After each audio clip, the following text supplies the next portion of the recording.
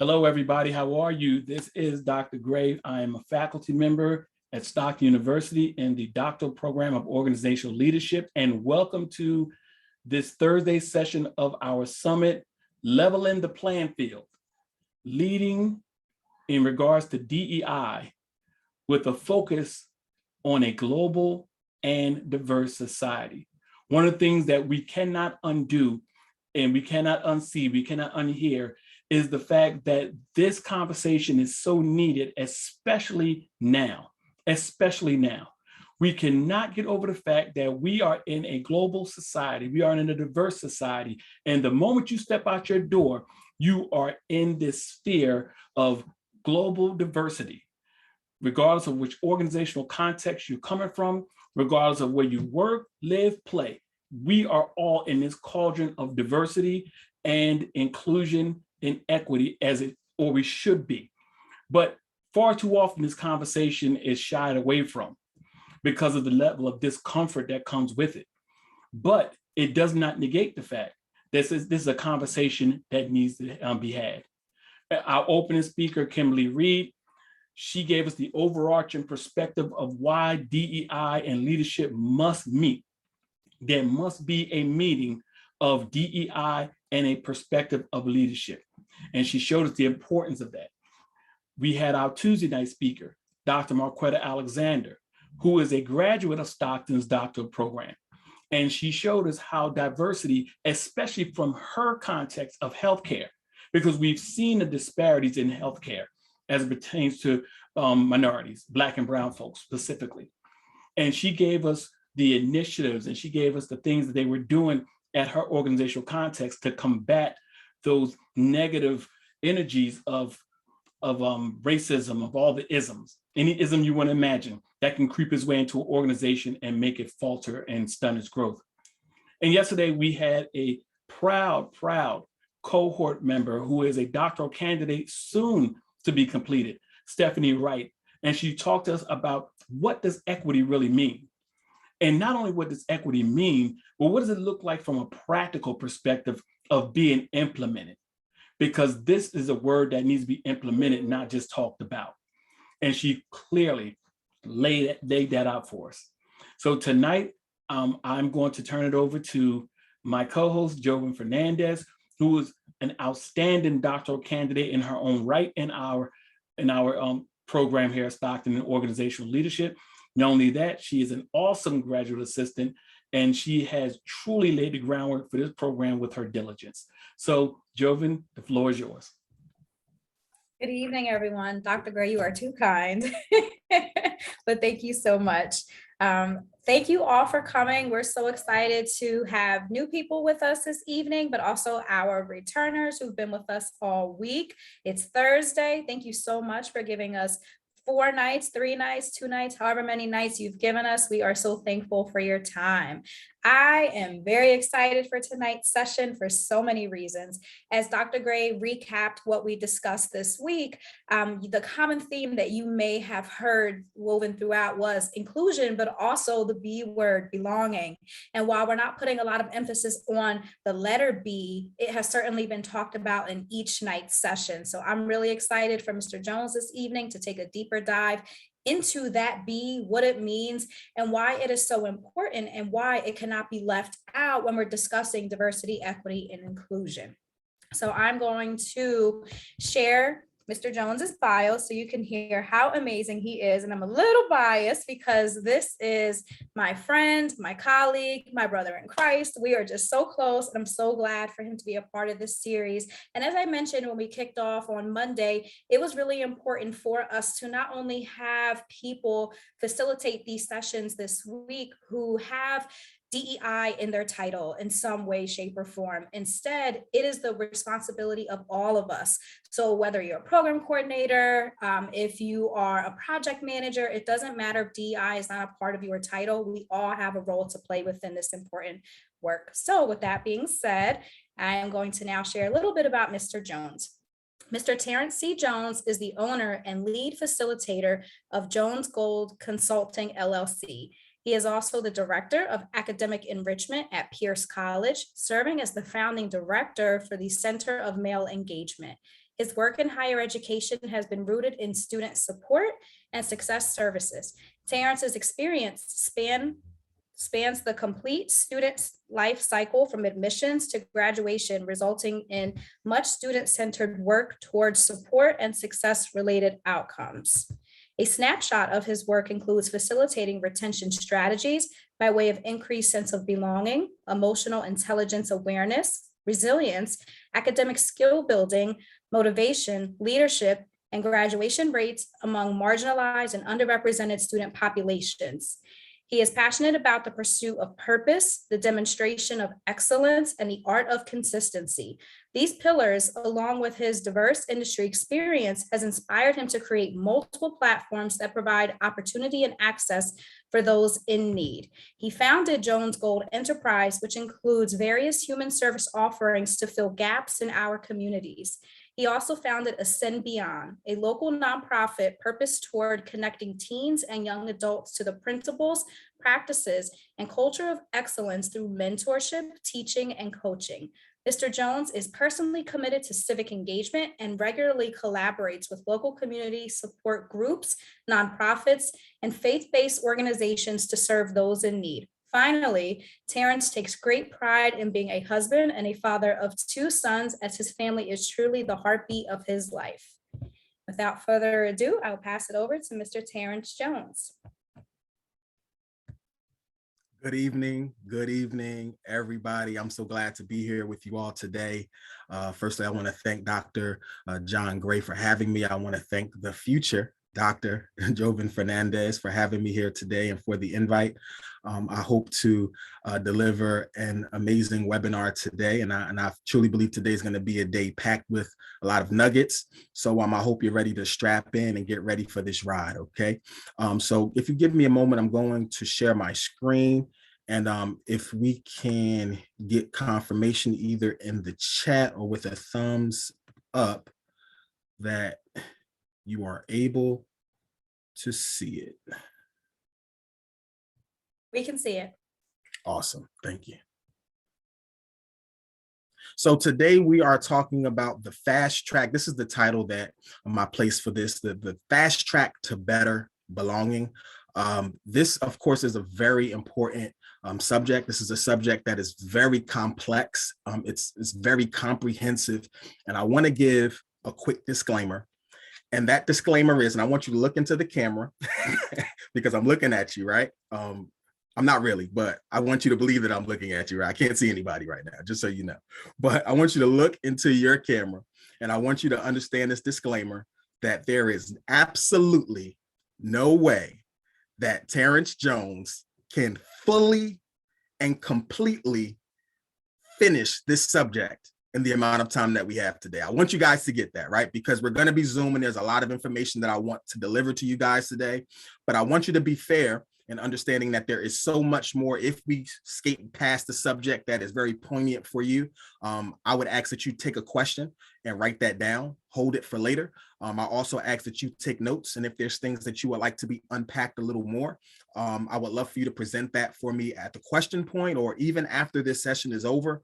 But I do want you guys to be aware that there is no way for the entire essence of belonging to be captured, for inclusion to be captured in this session. But I know that we're going to do as good as possible with the time that we do have. So without further delay, we're going to jump right on in. So let's start off with the game, everyone. So I'm going to ask everyone if they could put both of their hands in front of themselves as if they're going to play patty cake. All right. And we're going to play a game called Never Have I Ever. And really quickly, the rules go as such. If you've never played, you may know the rules a little differently. If you've never played, you don't know the rules. If you've played it before, you might know the rules a little differently. So I'm going to give you the Jones Gold standard for this game. Okay. Never have I ever. We're going to put both hands in front of ourselves. And if there's a subject, a statement that resonates with you, this is true. Even though we said never have I ever, you will drop a finger. So if I was to say, are you on the Stockton webinar that started at 6:05 p.m. on May 26th, everyone would close one finger and you would have 9 fingers in front of you. And that's the way we're going to go all the way through this. Okay, so we're going to get started with the first never have I ever. Are you ready? Can you put oh yeah in the chat if you're ready? Can you type oh yeah? I need to know that you're ready. So you can put your hands down and type oh yeah in the chat if you're ready.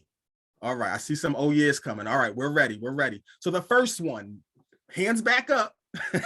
Never have I ever been in an environment where blaming others for difficulties was normalized. I've never been in that space before. All right. Now, if just to make sure we're doing this right, if you have been in a space like this, that means a finger should drop. All right. Next one, never have I ever been in an environment where poor nonverbal communication methods was normalized. Never have I ever. All right. I think you guys have it. Let's keep it moving. Never have I ever been in an environment where inappropriate tone of voice was normalized. Never have I ever.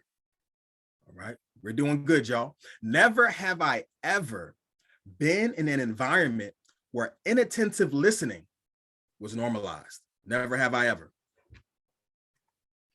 Never have I ever been in an environment where making assumptions before checking the facts was normalized. Whew. Somebody felt that one, huh? That was a quick finger drop. Never have I ever been in an environment where playing favorites, it was normalized. Making good progress here. Never have I ever been in an environment where hijacking someone else's idea, it was normalized there, y'all. It was normalized. Never have I ever been in an environment where any kind of harassment or bullying was normalized. And and just so that we're clear, when we're talking about this, bullying may not be as aggressive as for all folks' mindsets, but it's teasing, harassment on any types of differences in race, religion, gender, body size, shape, gender, age, personality, anything to that nature. That qualifies as bullying. Never have I ever been in an environment where verbal abuse specifically was normalized. So name calling, shouting, insulting of others. Okay. Never have I ever been in an environment where unfiltered comments or jokes are normalized. Never have I ever.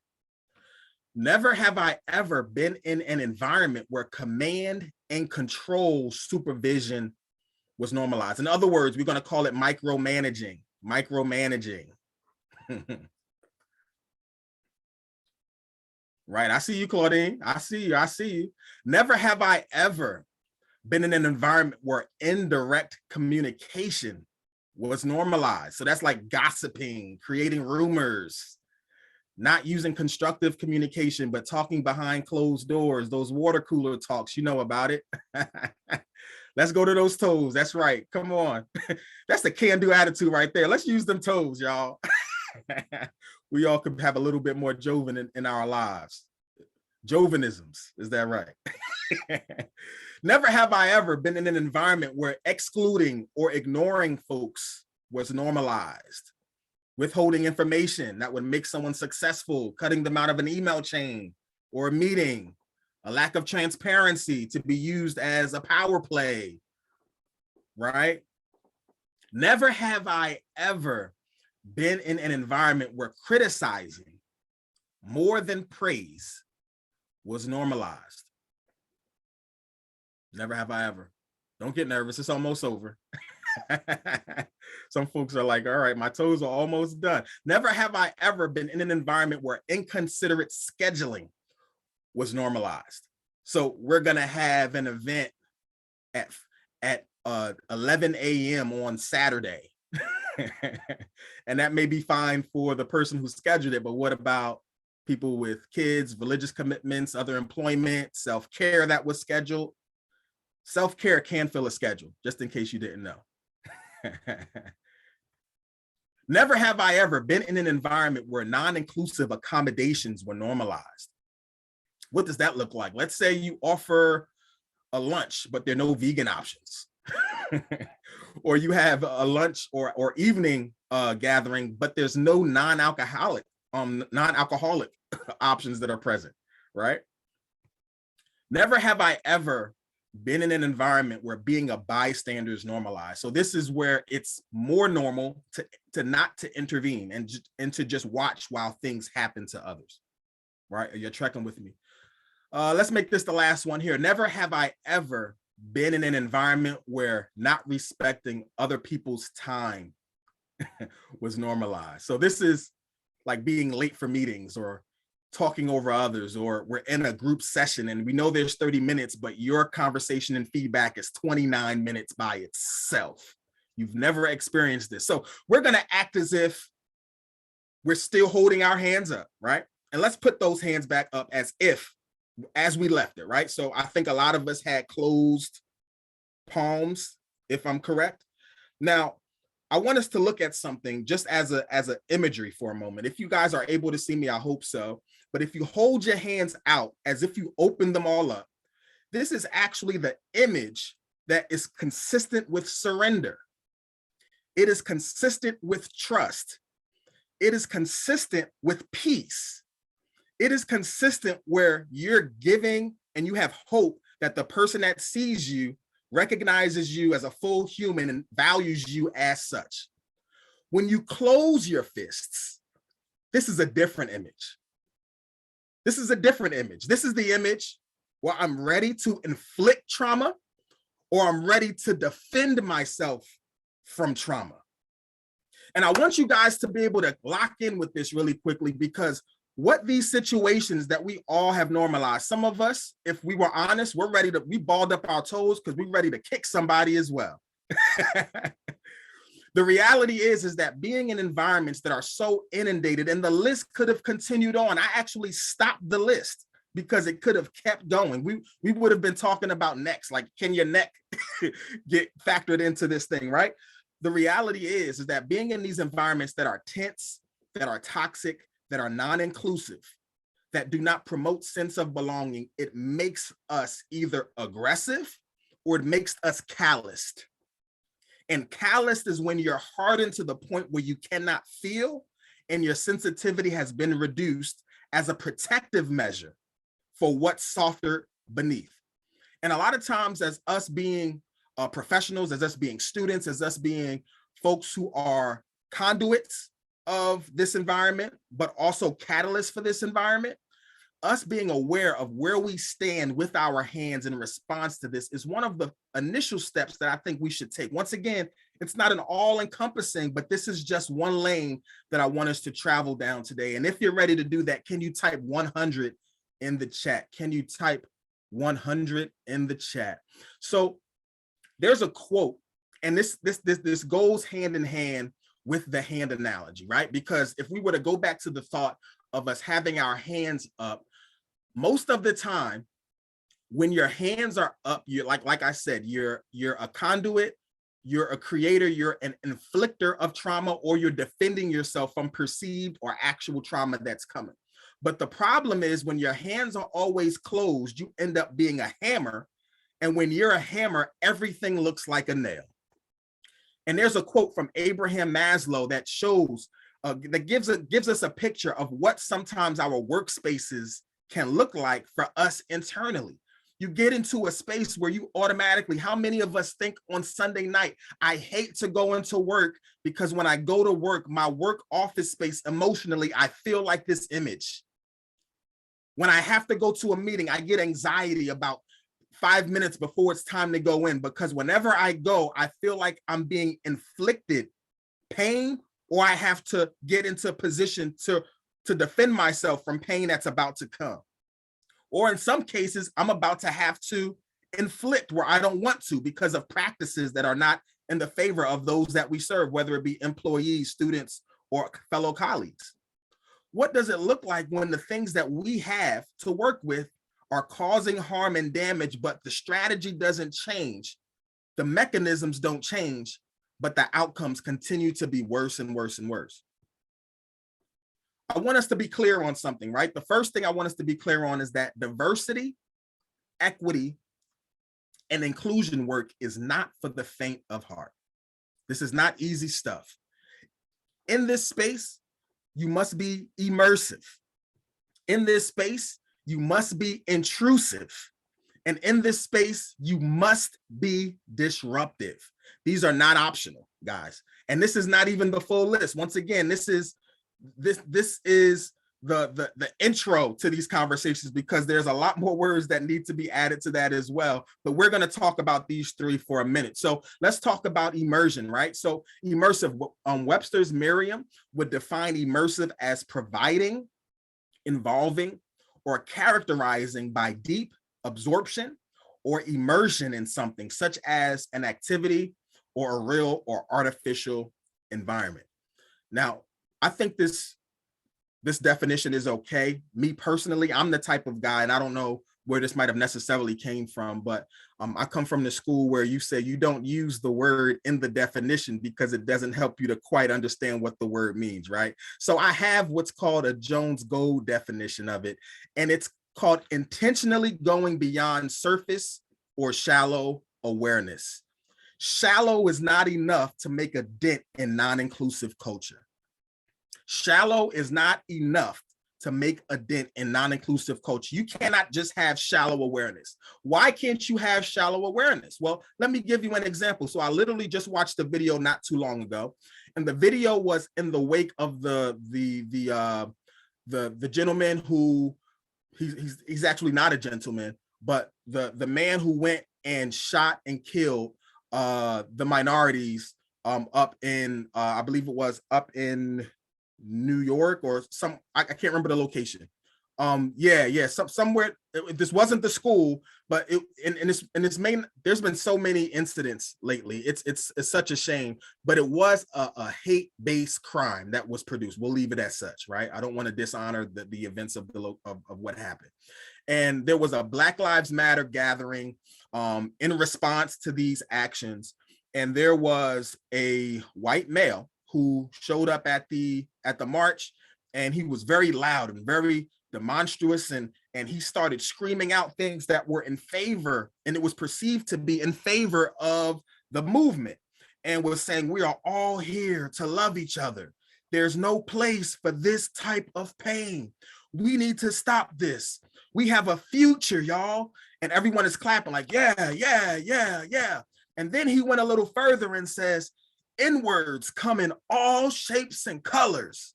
And everyone said, whoa, wait a minute. And they started booing him. He didn't know why they were booing him, but his unimmersed self, his shallow self, went into a vernacular that is offensive to the body of people that was in that space, and he didn't even know it. This is what can happen when you have good intentions, but you're not immersed in what it means to be inclusive, when you're not immersed in the culture that you're trying to include. You have to know in order to show. If you don't know, you'll end up being a conduit of greater harm, of greater disconnect, because it is your responsibility to be well known, to be immersed in what it is that you're looking to speak to. Intrusion. The word is intrusive. This is the second one, right? And Webster, once again, did not fail us here. Characterized by intrusion.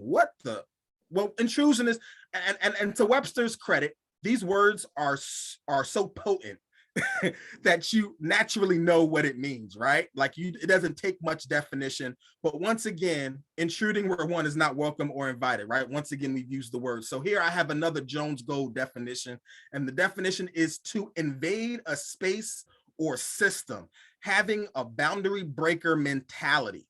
One of the things that you cannot do if you want to change a culture is change it from the outside. You cannot change a culture from the outside. You have to be able to get inside. You have to be able to do the work from the inside out. It doesn't work from the outside in. Essentially, this is why we chose this picture here, because it is an image where a code has to be cracked, where you are cracking the code in order to get access. And let's put this in other terms, which is something that most professionals have learned to do so eloquently. We've learned to crack codes, or should I call it code switching. This is how we get access. This is how we've historically been able to get in, because us being on the outside, we would stay on the outside if we can't crack the code. Some of us don't like the fact that we have to code switch. Some of us don't like the fact that it exists or feel as if we shouldn't have to and try to hold on to certain areas. But if you've accrued a certain level of status, of influence, of positionality in the systems that are currently present that have been shaped in white supremacy, you have had to code switch. And this isn't just about race, y'all. This is gendered as well. You've had to switch codes. You've had to code switch in some way just to get in, just to have a seat at the table. Disruption, disruptive. Once again, Webster's gives us this definition that says disrupting or tending to disrupt some process, activity, condition, etc., causing or tending to cause disruption. So let's go with the Jones-Gold definition. All right. So to expose and dismantle the existing system toward reconsideration of a new system. Now, why is the part that I want us to really focus on here is the end, right? Toward reconsideration of a new system. Many times we have a strategy of stopping something. Let's stop this. Let's break it down. But if you don't have a new system to put in place, it's only a matter of time before the old system gets rebuilt. And guess what? It's going to be rebuilt with a new code that's going to be smarter to keep your butt out of it. At the core of it, all it does when you come in is give you the opportunity to renovate the space where trauma lived. You can't just come in and disrupt for the sake of disruption. Let's stop it. Let's stop it. All right. But what are we going to build? You either have to have the blueprint or have access to those that have the blueprint. And you have to understand the position that you play in this process. If you're with me, please type 100 in the chat. If you're with me, type 100 in the chat. So what is the difference? What is the difference between these things? So let's call diversity being invited to the location. Being invited, hey, there's an invite. I got an invite text to my phone and it's an evite. And it told me the time, the place, the location of where I'm supposed to show up. That's what diversity is synonymous with, right? Inclusion. That's when you're asked to actually come inside, right? Come inside and join me. So let me backtrack. Diversity is being invited to the location, the address. Inclusion is once you're at the address, hey, come on into the party, right? You're included. Belonging is when you can just be you. You can dance like there's nobody watching you in the middle of the floor, just doing whatever feels good because you don't have to worry about being judged. You don't have to worry about somebody saying, hey, that's not the way we two-step. This is the way I do it and it feels good and you guys are receiving me and I don't have to worry about anything at all. And if we're honest, the best parties we've ever been to are the ones where we could be free just like that. Or where the most people had the greatest expressions of freedom just like that. So when we think of our workplaces, is this how you can show up to meetings? I'm letting my hair down, y'all. Is this how I show up when I come in the morning? Hey, this is how I feel today. High five. Because that's just how I feel. Is that, or do we have to switch the code again? Is that what belonging feels like for us? Do we actually have the leverage to be us? And in what spaces do we have that leverage? So why is this important? Because belonging should always be the destination, y'all. There's so many different ways for us to look at work, and we can look at work as productivity, but guess what? There's always going to be more work to be produced. There's always going to be more outcomes to be had. And guess what? This is the secret that nobody likes to talk about. Once you've hit the mark, the next mark is to do it again. And then after you hit that mark, to do it again. One of the most amazing things is when you see any superstar, because right now this is NBA conference finals time, right? So I don't know if you're any NBA fans in here, but you know, if you have a team, hopefully they're still in it. My team is long gone, the New York Knicks. I don't think they was ever a part of the conversation, but we're not going to go into that, right? But when we close out the season and there is a champion that is held and they hold up the championship, it never fails. They always say, I can't wait till the next one. You just won the championship. You just won. Your 82 games plus playoff games have culminated to you winning it all. And the next thing that you want to do is do it again. But this is how it is at work, just so you guys know, right? Once we talk about the outcomes that haven't been reached, but once you hit them, the goal is to do it again. So how do we get to belonging though, right? How do we create that to be a viable outcome? How do we get there? Well, firstly, we must effectively be able to understand what equity is. And equity is when you're working toward fair outcomes for people or groups by treating them in ways that address their unique advantages or barriers. Giving everyone the same thing does not help everyone. Giving everyone the same access does not help everyone. If you're in New Jersey, you know that bags, right, now cost money. It sounds like a great thing, and it is. I'm fully in agreement with saving the environment. But what about the families who didn't have the money to pay for their groceries as it was? And now there's an extra fee just to carry those bags to get home. I've never seen anybody rich carrying bags, but that's a staple in inner city communities, plastic bags. How do we subsidize bags for areas where people cannot afford them? I've heard plans on saving the environment, but I didn't hear plans that were equity centered. That's where the good can sometimes exclude. There is nothing negative about the goal, but is equity present? Did it address the advantages of this and also the barriers of this? Equality, treating everyone the same way, often while assuming that everyone also starts out on an equal footing or with the same opportunities. Equality. There's so many different ways to reflect on equality. And there's so many times where we're sometimes baited into conversations that are automatically disingenuous and inconsistent with what equality really means, right? Like, let me give you an example, and I'm giving this specifically for students. There's these narratives that if there's, and it hurts my heart to even mention this, but there's a thing called equal fights for equal rights. I don't know if anyone have heard this before. Equal fights for equal rights. And it's pretty much saying that if a woman is in a fight and a man decides to hit her in the face, it's absolutely okay. And people stand behind this type of language, right? We can even think back to the Will Smith and the Chris Rock incident, right? Some people feel as if what Will Smith did was equality. It was leveling the playing field for what Chris Rock said. And I want you guys to be aware that equality at the core of it is giving everyone value from a positive perspective. It is a positive component. It's like saying, I'm going to give you negative love. There is no such thing as negative love. Love is just love.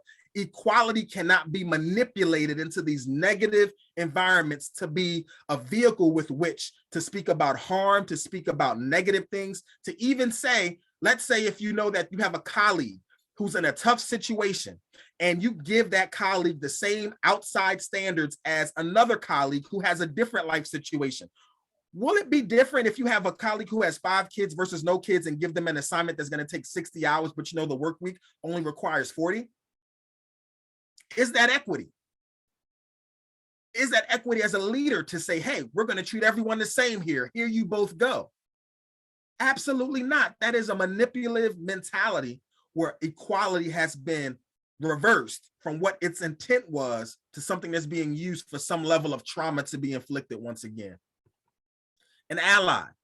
Advocates for people from underrepresented or marginalized groups. An ally takes action to support people from outside their own group. Allies are essential. I'm gonna say it again. Allies are essential. And I'm saying this again, I'm very student focused because my work is very student centered, but this absolutely works in workspaces. This absolutely works in community liaisons, because you have to understand that the people who make the decisions have to also be at the table. The people who have the ability to move the needle have to be in the conversation. You can't choose to close out everyone that you perceive to be in the body of people that are against those that are not present. You can have a meeting with employees all day long.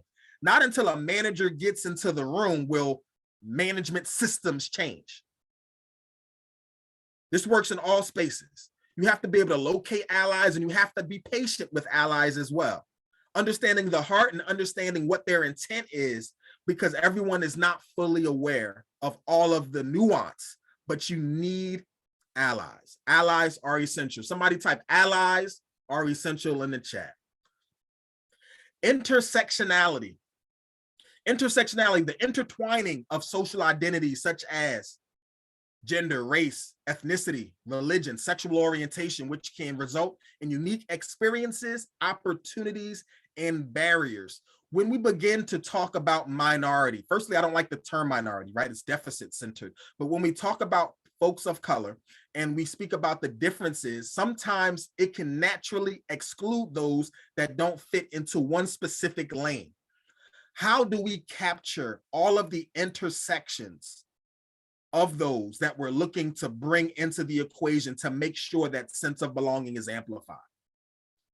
How do we make sure that our processes don't specifically focus on just Black women who have two African-American parents, but also speaks to the different types of expressions that come from the blending of families, the blending of religions, the blending of sexual orientations? Everybody who's in your space may not believe in Jesus. Everyone in your space may not believe that that the civil rights movement was handled the correct way. Everyone does not have the same social backgrounds. Everyone does not have the same socioeconomic. Just because your melanin is different does not mean that you understand what it means to be in certain inner city environments. There are some persons of color who never lived in an inner city environment and cannot connect to those types of narratives that can be associated with Blackness or brownness. How do we make sure that the intersections of our workspaces are always captured?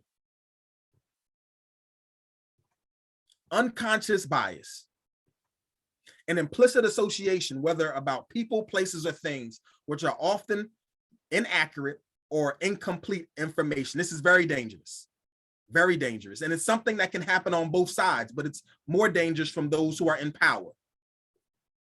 And emotional tax. I'm going to move a little bit quicker here. The combination of being on guard to protect against bias, feeling different at work, and the associated effects on health, well-being, and ability to thrive. And this is why this is important, because diversity, equity, and inclusion work should not be pushed on people of color to navigate and orchestrate, just like yearly budgets are never pushed on volunteer task force, volunteer or voluntold task force to be balanced. What does this mean? That you have to be aware of your emotional tax bank. You can end up exposing yourself to more trauma and more harm and being a greater deficit, because now you're trying to do the work because of how melanated you are in the office, that now this has been put on your desk among everything else that you have to do. So you have to understand, are you catalyst or compliance centered? Are you looking to be the flower that grows between the cracks? Or are you someone that's looking for a system that already embodies what belongings are necessary? What things that will cause you to have inherent sense of belonging? Which one are you? Where do you fall in those lines?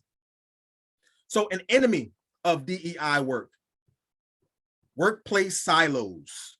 Workplace silos. Now I want us to really be able to move through this here. So why does it matter? Firstly, the dangers of silos, resources.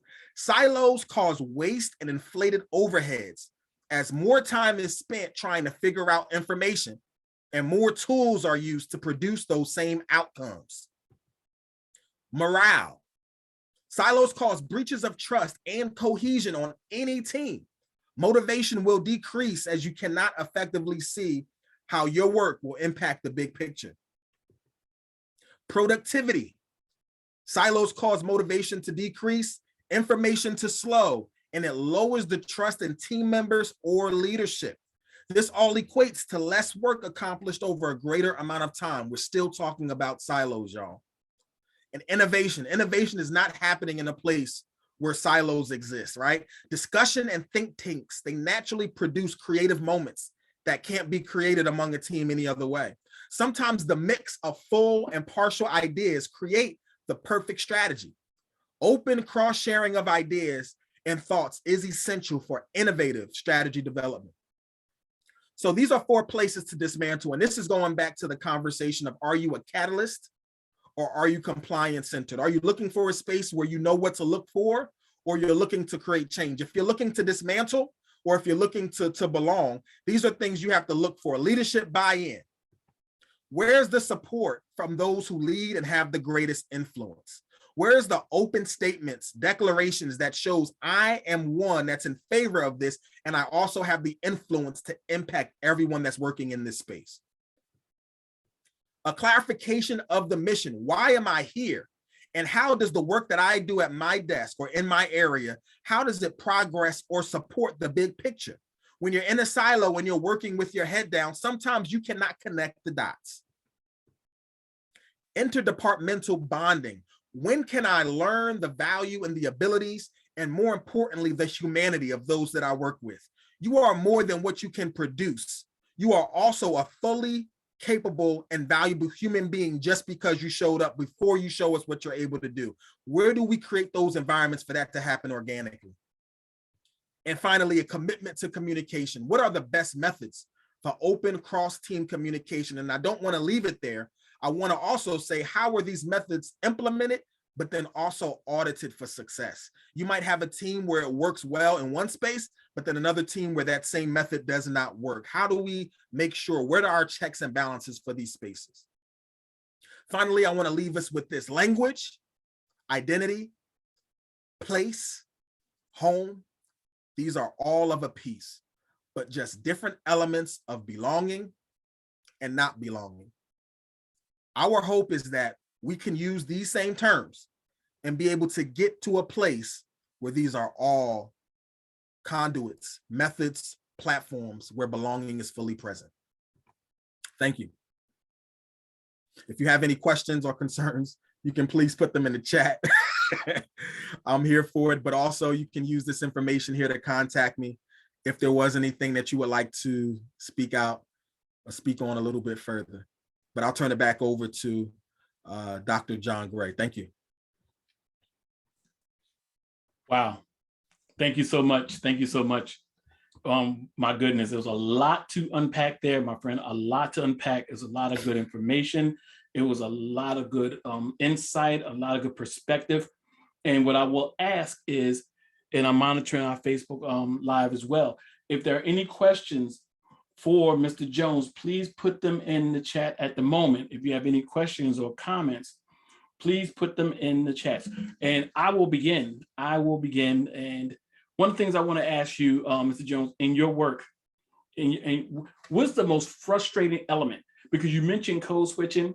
It reminds me of a book I read by that I used in my class, Chris Emden, Christopher Emden, and he talks about code switching, and that's one of the things that is frustrating from me personally. But what is one of the frustration points for you in DEI work?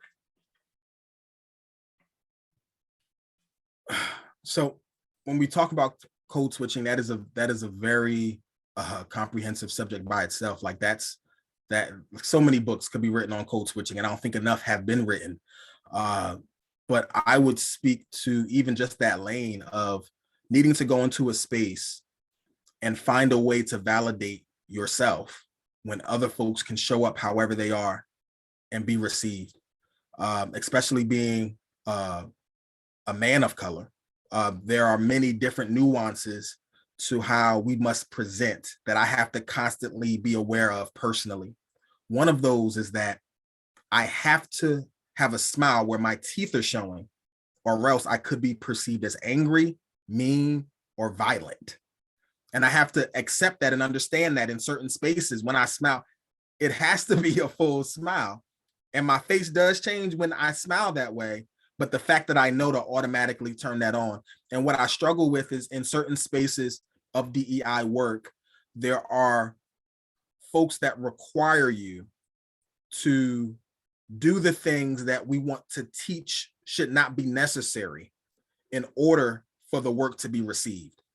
So you have to end up being the sacrificial lamb in some spaces, right? Where you have to then accept the trauma that has to be in an effort to get into a space where you can influence the environment so that other folks don't have to.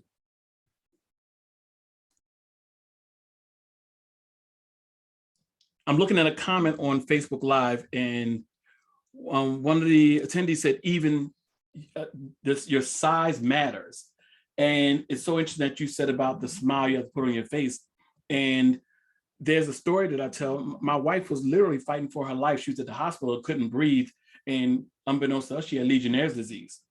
And this was at the spike of the COVID surge. And there were people in there that, although they were sick, they were at least able to verbalize how they were feeling or not feeling. And my wife could not breathe. Her blood oxygen level, we didn't know, was down to 75. Had we waited any longer, she could have lost her life. And I was so upset, but I had to be mindful that I couldn't be angry Black man in that setting. But I had to advocate for my wife, because I had to realize in a microsecond that I am at minimum taser brother size. I'm definitely shooter brother size, but I'm at minimum taser brother size. So when I saw the security guard inch closer to me, it occurred to me in a microsecond, although I'm upset and hurt and have to advocate for my wife, I have to realize who I am and where I'm at, because this could go left very quickly. And those are the things that most people don't have to take in consideration. But me as a Black male, I have to. And that's what you alluded to as well. And I thank you for putting it so succinctly as you did. We have a comment in the chat. Those norms are even more difficult for those who have neurodiversity. Yes, I would love to speak to that. Absolutely. That is an awesome and very powerful statement to make. In Miss Natalie Parker, I agree with you 1,000%. I think that even when we speak about workspaces, the self audits for folks to do things like self-care, to get checked out for wellness days, these things are not normal. We talked in the beginning in the opening game about what's normalized. Checking for folks' neuro status is not normalized. Just because I'm fully present today, how was your weekend? What happened this weekend? What type of experiences did you have that may have reduced or impacted your quality of life? Or what conditions do you potentially have that could be shared or maybe not shared that have been consistent, but you're navigating to do the same work as those who don't have these conditions, right? Us being aware of these things and creating systems and creating environments that do not make us as siloed as we spoke about, where your work is valued based on what you do individually. How do we create an inclusive and collective experience where the outcomes are truly the responsibility of us all, rather than what one person can do on their own, and that creates individual value systems? I think that's very awesome for those reasons and more. Absolutely. And then Jovan, I'm going to let you connect in here, because I saw you put a comment in the chat. I'm going to let you go ahead and flow with that one. And what I'm going to do is I'm going to put us in the gallery view as we come down to our 7 o'clock hour. So go ahead, Jovan. Yeah, I had just wrote that when psychological safety is not present, it makes people feel uncomfortable to share. And, they're just not willing to open up and be vulnerable, because how can I, open up and be me when people don't accept the front of who I'm pretending to be, right? For lack of better words, like if I'm trying to show you my best and I'm, putting on that smile and, tightening up that suit jacket and making sure that I'm in tip top shape and checking off all your boxes while not checking off my own, But even when that's not enough, how can someone then feel safe enough to let their guard down? And the reality is, like, I've always had this analogy when I work with students. Imagine if like the color blue was, what if we all had colors that represented, okay, depression and suicidal thoughts and eating disorders and all these things. And what if one day we all showed up and you can see those colors? Like, imagine like a black light and we can see all the emotional baggage that people are carrying. You would see a lot of colors. It would be a rainbow in that room. And you would see, wow, I never knew. Because it's always the ones who, put on the best performances and come in because they check it at the door, whether it's the door outside of, the building, the door of their cubicle where they're coming in, they leave it at the car. But people, turn it off and come in and put on that smile. But what about when you don't have the energy, the mental capacity? What about when you just cannot be in performance mode that day? Then it's, oh, what's wrong with so and so? They have an attitude, or like, and I've cried in my office before, right? And Terrance, you've been in my office, like, the one that had the walls and the ones that did not. And like, I remember crying silently, which is really hard to do, right? But it's hard. And what I found in my own walk and my leadership journey, I'm that vulnerable person. I am the one who will share, and I will sit there and talk to you with the tears rolling down my face, and I can hardly get in a word because I'm hyperventilating, but I'm going to show you that this is normal and you can't be on your best performance every day. And that is when I have found the best bonds to be formed. And that's when you really know who's in your circle and who is really the supportive person. So those moments are always very telling, but they're also very scary. And thinking about leading a team, leading by example, that shows your team. Like when I work with my students that I supervise, when they see me having those moments, and I can say, hey guys, today is really not a good day for me. And it might not be a good day for you. So you know what? Today's icebreaker, today's discussion for our meeting, let's talk about what's going on with us if we're comfortable. Can we do that? And those moments, I've come to appreciate them so much when I receive them, but I've also recognized the importance of doing that and leading by example, because again, working with students, I'm teaching them how to be future supervisors. I'm teaching them how to work with others and create these spaces of inclusion and belonging and equity and equality. So when they go into their other jobs that they have, or in their classrooms, or years down the line, when they think about, wow, what was that experience that I had? That's what I want them to carry. So everything you said tonight, Terrance, was just so amazing. And yet again, I'm walking away. Last night, I gave the analogy of feeling full, and it's not full off food, the tacos that I had before this session started, but it's full of, good knowledge, great information that's going to build us personally, professionally, regardless of whatever, work titles we have, the different backgrounds that we have. This is information that we all need, and we all need to share it and not just hold it in. This was great, thanks. No, now this was great. How can you go be that catalyst, and how can you share with others what you've learned, and not just share, but demonstrate it in your everyday walk and your everyday interactions. Right. I said a lot, so I'm going to pass it back over. Oh, no, quite all right. No, trust me, I appreciate it, because that was a very poignant example of that practicality of being vulnerable and real, because we do bring a lot of baggage, and sometimes being vulnerable in certain spaces, it gives a connection. It allows people to connect with you and resonate with you. They see your humanity. And far too often, the reason why DEI work is so difficult, because we don't see people's humanity. People don't see the humanity in other people. They just see them as this other. So when you see people in their vulnerability, it resonates, because the Bible says there's nothing uncommon to man. And I truly believe that. But the problem is, like both of you had alluded to, sometimes you just can't, for a variety of reasons, because it's the fear of, okay, how are they going to portray me now? Or what box did I just uncheck because I shed a tear, or because, I showed a little too much grace or compassion? Is that now favoritism? Is that now, I am not being stern enough? Like, it's just, it's emotionally exhausting. Like how you had mentioned, Terrance, with the taxing, like it drains you. So now how can you pour into others when you're trying to make sure that, again, you're checking off all those boxes? last night, Stephanie Wright said, leadership is scary, and it is. And it's And exhausting.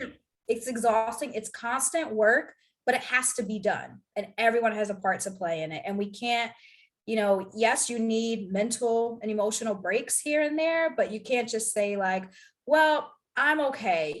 Unfortunately, the person next to me, they experience this and that's on them. That's their problem. The minute we start to normalize that, which unfortunately has become very normalized, we're in danger as a society. And that's where we are. And it's really, it hurts and pains me to say that, but that's why we need to do more stuff like this. So, thankfully in the LEAD program, thinking about inclusion and belonging, we have that psychological safety. We have that safe and that brave space for us to come and talk about these topics. Because if you can't talk about it at work, if you live with people who are just like you, yes, you can have those around the dinner table conversations, but how are you reaching others? The classroom has been such a great space for us to be able to have those discussions, because then we take it out. We take it to our communities, our churches, our environments, our workplaces. And the hope is that we continue to spread that education, spread that awareness, spread, all those things that can help change the world little by little. But I'm just so grateful that I'm a part of a program that has created that space. And that's hard to do in a virtual environment. Like my cohort 6, we're the first group to be behind a Zoom screen for the entire program. So, I can only imagine for the faculty what that had to be like to create that virtually. And they've done a phenomenal job. So that's just a little shameless plug. If you haven't learned about the LEAD program, it is amazing. You should totally do your research and look it up. But this has been a great space where we've been able to have these discussions. And now we're doing it outside of the classroom, right? Hence the virtual summit, hence more things to come down the line. So I have a couple of comments, and I have a question. And the question is from Dr. Sweet. Of course, Dr. Sweet, you're going to have a question. Of course, we knew that was coming. We're just waiting for it. The comment that we had, we're challenged with being ourselves to foster an understanding, to even begin promoting inclusivity while still submitting to our superiors that often don't look like us. And that, wow, that's powerful. This needs to be done on a broader scale. Kudos to all of you for sharing. And yes, it will be. This is our inaugural summit. And believe me, this will be done on a broader scale. And Dr. Keenan says, thank you so much, Dr. Gray, and future doctors Fernandez and Jones. Yes, future Dr. Jones. On doctors, plural. Yes, doctors, yes, is coming. And Dr. Sweet's question was this, and this is a very, very poignant question. Have you ever seen DEIB success anywhere? What does it look like? Or what does the journey look like? And she asked this question because oftentimes we stay in theory mode and don't shift to practice mode. So, Mr. Jones, I'm gonna let you go for that one. Have you ever seen it successful anywhere? Yeah, I can speak transparently and say that I'm grateful and privileged to have experienced this in a workspace environment. And if I could do a shameless plug for Dr. Marcia Besson of Rutgers Camden. She is a vice chancellor of academic success, student success, that division. And putting this into practice, right? How do we put this into practice? The reality is that most of us, when we come to work with some level of fear that we won't be accepted, fear that we won't deliver, that what we have isn't good enough, that what we have to say isn't significant enough. But what happens when you don't have that fear? What happens when you can go into a space and you can genuinely be you, and you know that your tears does not reduce your ability to be perceived as strong, or your ability to handle tough times, or whatever it is that you present is no longer being looked at as a deficit, but you're able to come in your raw form. Brendan Burchard, he wrote the book Manifesto, the Motivation Manifesto, and he speaks about that the greatest desire for humans is to acquire personal freedom. And I fully agree that the work of DEIB, success, is truly just an attempt for everyone to be free. There's a lot of folks who are not free, but Brendan Burchard goes a little bit farther, and he says it's to be free without obstacles and flaws. And what this work of taking away and creating a greater sense of belonging is to create a space where there are no obstacles, where there are no flaws, where everyone can just be genuinely them. So what does it look like in a space to have a meeting that has nothing to do with the work of the office, but what are each of my staff members interested in doing and being in the next 5 years? It may have nothing to do with this work, but it's welcomed at this table because it's connected to you. What skills, talents, abilities do you have that may not connect with the email that I sent you, but are fully present? Does it add value? The things that add value to you. As soon as you begin to value the whole person, rather than just what I can do, then we get out of these performative norms. And performative norms puts us in a system where we continue to perform because it's normal. I just did a Webster's dictionary definition, Yes, right? did. And And what you we connected with our presenter last night, because Stephanie Wright talked about those same things, performative norms. Yeah, and we don't want to create environments and spaces where those things are present. So once we begin to value the whole person, then we can believe to see the true person emerge. And when that true person emerges, not only are you more valuable to yourself, but you're also more valuable to the office, because innovation is not proxied or throttled by the fear that it won't be accepted.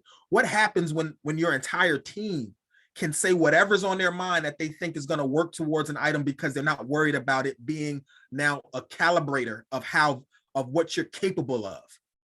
When your ideas, whether it works or whether it doesn't work, doesn't change the fact that you've added value to the space. So I believe that that's really the beginning of it. There's a lot of other parts to it, pieces to it. I think it's also hiring practices, hiring folks that don't just necessarily meet all of the bullet points, but actually can integrate into the culture that's present. Does your interview committee include people in the division that are more than leadership, the people that they'll actually be working in between? A lot of times those things are not there. So those are just some practicality to add to it. And I love that question, because nothing is actually able to be mobilized without some practicality. I want to read one more comment, and then Jovan, what I'm going to do is I'm going to turn it over to you for closing remarks, and then you can let everybody know what's on tap for tomorrow. And this comment from your cohort mate, Jovan Sherry Richardson. This evening and series has been such a blessing. When I started the LEAD program, I questioned my leadership capability because I was criticized for not conforming. But I appreciate all that has been shared. It has encouraged me to continue in this fight. I will be the sacrifice. That sounds like a catalyst. Yes. She sure is. And a disruptor. Catalyst, yes, you are, Sherry. Catalyst and disruptor. Jovan, I'll turn it over to you. Thank you so much, Mr. Jones. This has been outstanding. This will not be the last time we connect, and I predict that some other things are in the works for us as a unit, because this energy that you gave to this conversation was amazing. It was amazing. The information, but also not just the information, because you can give people information, but it's also when information meets passion, great things happen.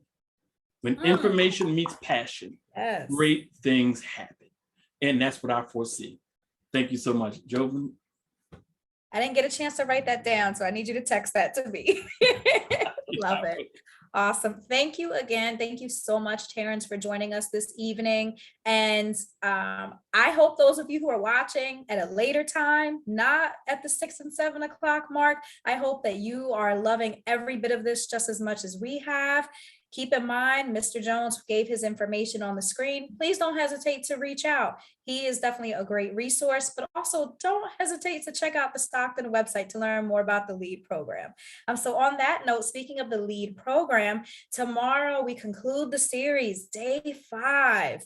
So grateful to make it to day 5. This has been such an enriching series that we've put on for you guys through this virtual summit. I'm excited to close out with a faculty panel, but we also are going to have a special guest. So tomorrow's lineup will be yours truly, Dr. John Gray, and we will also have Dr. Sequita Sweet. So you'll get to hear from 2 amazing LEAD faculty members who will talk about the ways in which they incorporate DEI practices in the classroom, on the Zoom room, how it's ingrained in the curriculum, and just their overall experience with creating these spaces for students, staff, and their work environments. And then we also going to have a special guest, Dr. Chris Ketching, who is the Vice President of Student Affairs, who is a formal faculty member, but he will also talk about his experience creating these spaces for staff and students within the division at Stockton University. So overall, tomorrow is going to be a fantastic conversation. We hope that you would join us for day 5 as we close out. And we will also be doing some more book giveaways from our keynote earlier this week. Optimism Always Wins. We'll have some giveaways of this book. So we hope to see you tomorrow evening. Same link, same time, 6 p.m. All right. Thank you everyone so much. Have a great night.